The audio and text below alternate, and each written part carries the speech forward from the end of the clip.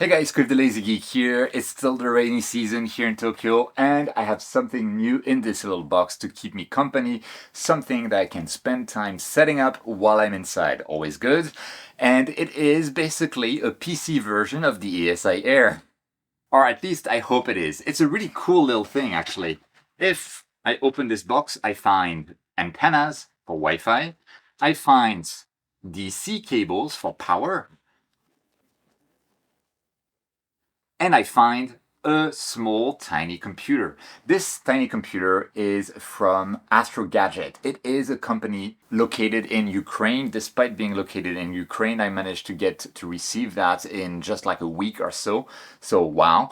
And this is basically a Melee Quire to 3Q effectively. It has 3 USB 3 ports and 1 USB-C port, as well as a proper, not a USB-C format, but a proper 12 volt input. And it also has 4 12-volt DC outputs. So you can actually power your equipment from those 12-volt DC outputs. Now, they're not exactly like the ASIAIR where you can like switch them on and off and monitor the power consumption. It's basically just a manual kind of switch or splitter effectively within the box. But it still means that you can have everything in a single box and just, if your equipment supports it, not really care about anything else, which I find pretty cool. It also comes with a Velcro straps that you're supposed to attach to your tripod legs, but I don't like attaching my control system to the tripod legs because then I have multiple cables going towards the telescope above the tripod legs, and that's not great for cable management. And so I'll probably be attaching it directly on top of the telescope, which means I'll add another Velcro strap that I bought from Amazon onto the one that is here so I can use it on my Newtonian telescope. Here we are, and hopefully that is going to work. But this is super cool because really you have a PC, the DC splitter, the antennas, the Wi-Fi, etc. And it is supposed to come with a Wi-Fi hotspot that is started automatically, just like the ASIAIR, and it also comes with remote desktop pre-set up so that you can connect to this over the hotspot that it creates. And the cool thing with remote desktop is that the smartphone app and tablet app actually are both really well done. You can adjust the resolution, you can adjust the control scheme, which means that you can absolutely use N.I.N.A from a smartphone out in the field, which I find pretty cool. It comes pre-installed with a lot of software from ASCOM to PhD2 to N.I.N.A to others, but honestly I feel like the software is likely going to be completely out of date, so I don't really care, and I'll install the latest versions without bothering too much. Now, one thing I'll be very interested in is seeing how this computer manages to create a Wi-Fi hotspot, because if you've watched my video about setting up a PC from scratch for photography, you'll notice that I had trouble getting the hotspot to work if you're not in an environment that already has Wi-Fi network. I'll link, by the way, to that video above if you are interested. Okay, let's try to mount this on my Newtonian. I have the antennas bent at an angle as Wi-Fi antennas typically should be. The strongest signal, as I remember, is like perpendicular to the antenna itself. And let's see if I can strap the computer on without too many issues. And the answer seems to be yes, no worries at all. It is pretty well fixed in place, and actually probably better fixed in place than my Melee Quire 2 PCs that I've used on this telescope before. So this is great. Also, one of the good things is that it has some kind of like foam at the back of the computer, so it's really made so it doesn't scratch or hurt your telescope tube, which obviously a Melee computer doesn't do. Now let's see if I can get power to this thing. I'm just going to use the power that comes out of my AM5 mouse. Connect it on if I can. Oh yes, I can. The computer lights up, and I can hear there's a fan spinning. So this is not a fanless PC. It has a fan spinning. Hopefully that's something that wouldn't introduce any issues with longer focal length scopes with vibration. The pad at the bottom of the computer probably helps. And if there are any issues, this could simply be moved to the tripod as is effectively suggested by the manufacturer of this computer. By the way, just to be clear, this is the AstroPC Pro version. The standard version is, in my opinion, underpowered, and I would just avoid it if I were you. This version comes with a decent Intel processor and 8 gigs of RAM. It's the same exact specs as the Melee Quieter 3Q or 3C in terms of the computing power within this PC. Okay, the PC is on. Let me try to actually connect to it from my smartphone. Okay, I can see that there is a network on my smartphone called AstroPC, which I assume is the hotspot generated by this PC. It comes with a whole manual, including an introduction to N.I.N.A, by the way. So I know the network is AstroPC, and the default password is 123456778, which is an extremely secure password, obviously. Then I can connect to it, and I do believe that on Android it will try to tell me like, hey, are you sure you want to keep connected to this network? It doesn't have internet connectivity. To which you answer, yes, absolutely. And my next step will be to open Remote Desktop. Now in Remote Desktop, I can try to add a PC. I would assume the PC name would be AstroPC. And the user account we're going to do ask when required for now. I'm going to save this, and we're going to try to connect to it, see what happens. And it seems to be asking me for my user account, which, I don't know, I'll try AstroPC. I don't think this was detailed in the manual. I'll try AstroPC without password. And okay, it seems to be working. That's good. Okay, so we are now connected to AstroPC. And okay, so we have here a software called Wi-Fi Creator. Now I have a look at that later. I'll put also links in the description if I can find it, because this looks like a way that it is generating this Wi-Fi hotspot. If it's free software, we should be using it as well. And we have all of the software that I want, especially N.I.N.A, and we have the ASIAIR-mount control software. That's pretty cool, although I'm sure I will want to update that as well. And we have PHD2 guiding as well, although I am absolutely sure on this one as well that I will want to update it. Now, because I want to update everything, I am going to connect to my home Wi-Fi so that it should have all of the network connectivity that it needs to download the updates that I want it to get. Okay, and it's connecting, and we'll see how well that works. There we are. We're connected. Wi-Fi just got better. Okay, that's good to know. And let's try to open N.I.N.A. Now the resolution doesn't seem to be ideal for N.I.N.A, so I'm just going to go to home of Remote Desktop, go to the settings of this. I will say that I want to use the AstroPC user account, and I'll also customize the display resolution. And I will set something like, yeah, let's try this custom resolution here, which matches my phone. And after reconnecting to AstroPC, now the resolution looks perfectly decent to actually get things working. So now I just need to install my camera drivers. So I have like a TopeTech camera for guiding with a 290 sensor. All links in the description, including the link to this little AstroPC. I have another TopeTech camera as well with an IMX571 sensor. I have the AM5. I'll want to update the driver. The version of N.I.N.A, you can see it's old. I'll want to update it. All of this good stuff needs to be done. So let me do that to be ready to actually use this in the field. Now what I also want to do is check whether I can use the output DC ports to power the camera and connect to it and turn on the cooling. So this is something to look forward to. So let me get ready, let me set up the PC and get back to you to see how well it actually works. And I have set my little computer up. Everything is set up, N.I.N.A is set up, and I have connected my guide camera, the TopeTech with a 290 sensor. I have connected my main camera, which you cannot probably, yes, see a little bit, and it's currently running to a temperature of -10 degrees without any issues. It is powered through one of the DC output ports from the computer, and the computer itself is powered by this cable, which goes to the mount. And the mount is powering everything. So this is actually not good practice. I have this single power adapter that's like 5 amps, 12 volts, that is powering the mount. The mount uses its through the mount cabling to power the computer, which uses its through the computer splitter to power the camera. Very not good practice. That said, it is working, and the camera is by far like the most power hungry piece of the OTA that's sitting on the mount. So mount and camera are the two most power hungry.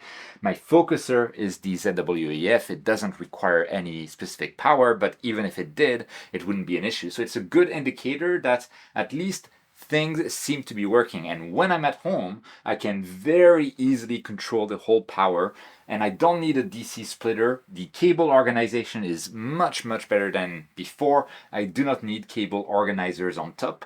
And the software, the Wi-Fi hotspot software, is freeware. So I'll put the link in the description, and I'll also update the pinned comment on my mini PC setup video, because this is superior software compared to what I had suggested in that video.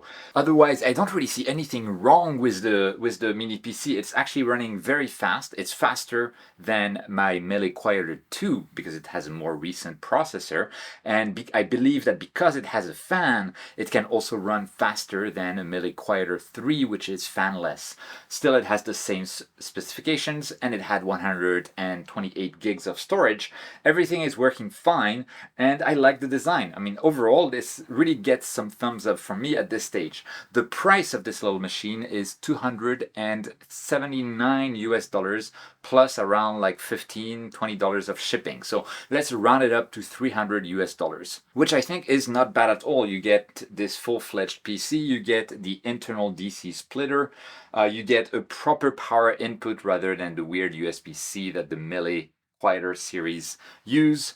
The only drawback I would say is that one of the output ports from USB is USB-C rather than the more standard, at least for our Astro accessories, USB-A, I think.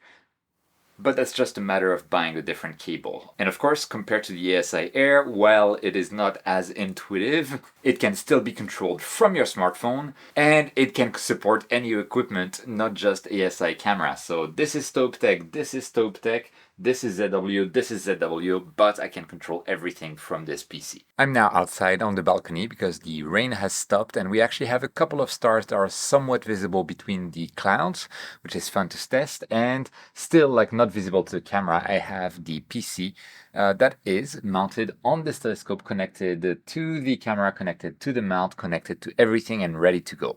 So I want to see, obviously I can control it very well with a laptop, but let's have a look at how well I can control it from my phone. Before we do that, I want to thank my Patreon supporters and my channel members, because I was able to buy this computer thanks to you. I really didn't need it because I already had a Melee for this setup, but I wanted to feature it on the channel because I'm always on the lookout for any competitors or alternatives to a very integrated ecosystem like the ASIAIR. And when I saw a PC that was cheap, like $300 US, that had DC hub and that had decent specs to work with while being, small and light, that really caught my attention. So that's where we are, and thank you so much for supporting the channel. Let's look at how well I can control this from my smartphone. And I'm now on my smartphone controlling the computer. Actually, not yet. I am in the app that can control. Of course, I'll put all of the links down below to the computer, to the Melee Quieter 2 alternative, maybe also to Eagle computers that are very advanced astrophotography computers, and the ASIAIR, that kind of stuff. So you can have a look at the alternatives that are available. But for now, let me try to connect to my Astro PC. And here we are connected, and something to note is there are multiple ways that I can use to control the PC. By tapping on the double arrows, I can select direct touch control, or like a mouse kind of simulator. So if I choose mouse simulator, I can use like my smartphone as a trackpad, and we could go and double click on N.I.N.A, for instance, to get N.I.N.A to start. So very simple. And at any point, I can switch between the two modes, which makes it quite easy to use, even like from a small smartphone like that. Although obviously from a tablet, it's going to be easier. So I can connect to my camera, start the cooling on the camera, just like as usual. I can connect to my filter wheel and select my filter, although the L filter is what I already have in there, so I'm not going to change that. I can connect to the ZW focuser that we have, and I can connect to the telescope the ASI mount. I could also connect to PhD2, which should launch PhD2 and start the exposures.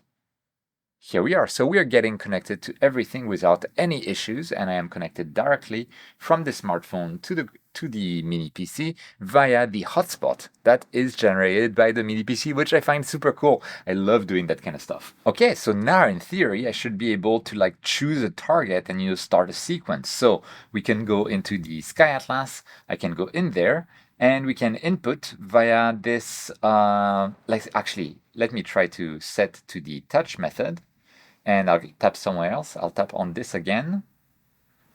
And now we get a software keyboard. When you're in touch mode, Windows recognizes it and it acts as if it were a tablet, which in a way it actually is. So now we're able to say like, okay, directly via this keyboard that we want to go, for instance, for M101. And enter. I'm going to close the keyboard now that I don't need it anymore. And I could say that I could want to slew to M101, see what happens. Well, while we're at it, let's try it and see that it works. And yes, I'm able to control that without issue, all from my smartphone. So we are slewed, and I can add the target to a sequence. And I could say that, for instance, I want the advanced sequencer because that's what I'm used to using. Although on a tablet or a smartphone, I think the legacy sequencer will be easier to use.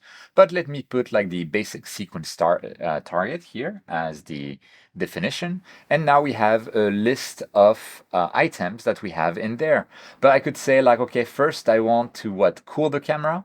So I can select that and hopefully drag and drop that here.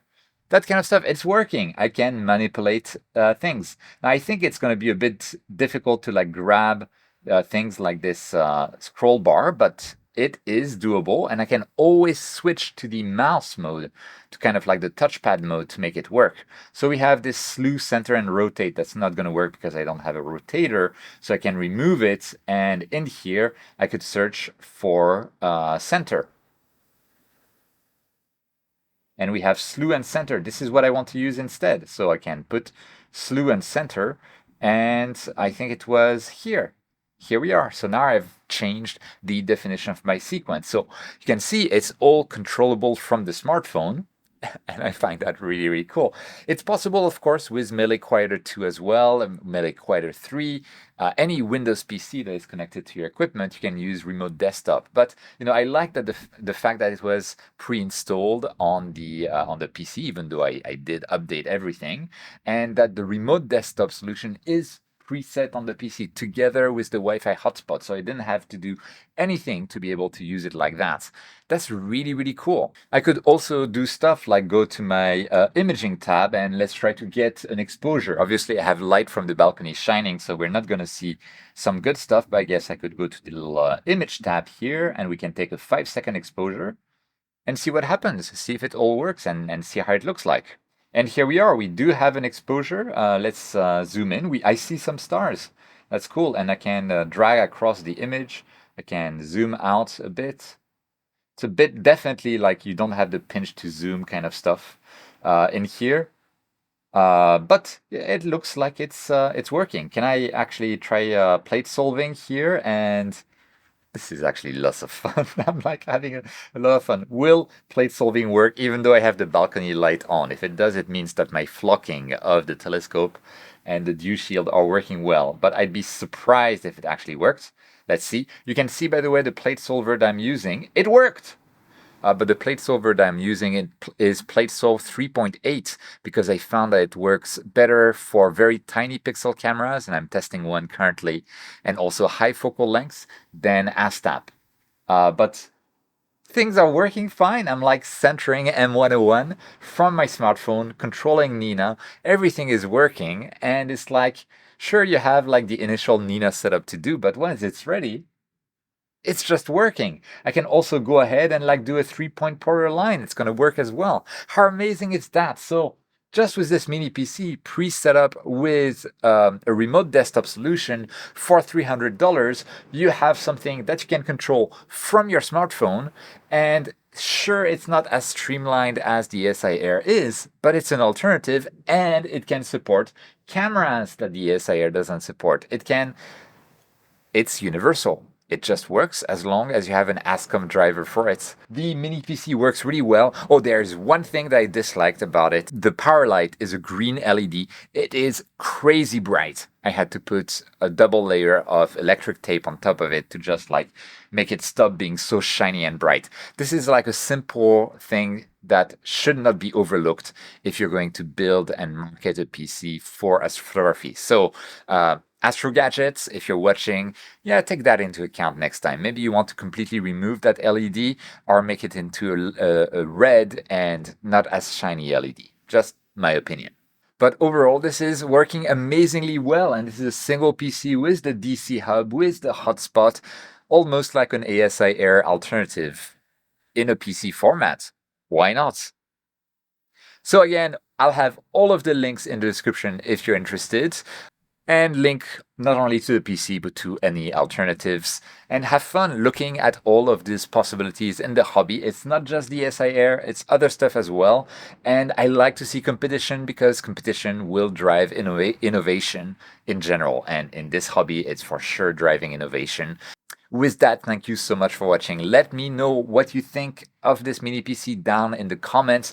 Leave a like, subscribe to the channel. It truly helps the channel out. We're actually getting into a period right now where the number of views and the popularity of astro videos in general has lowered, it seems. So your engagement, liking the videos, watching the videos helps a huge amount. So thank you so much. And if you want to help even more, as I mentioned earlier, you can join my Patreon, link in description, or join the channel as a member. It really helps the channel out, and it helps me buy equipment for me to use and to review on the channel. We're also going to be heading into summer, which is super hot and humid here, so I'll be able to tell you if the PC has any issues with extreme hot temperatures in the near future. Okay, but, more important than all of that, don't forget, whenever you can, to look up at the stars, and I'll see you next time.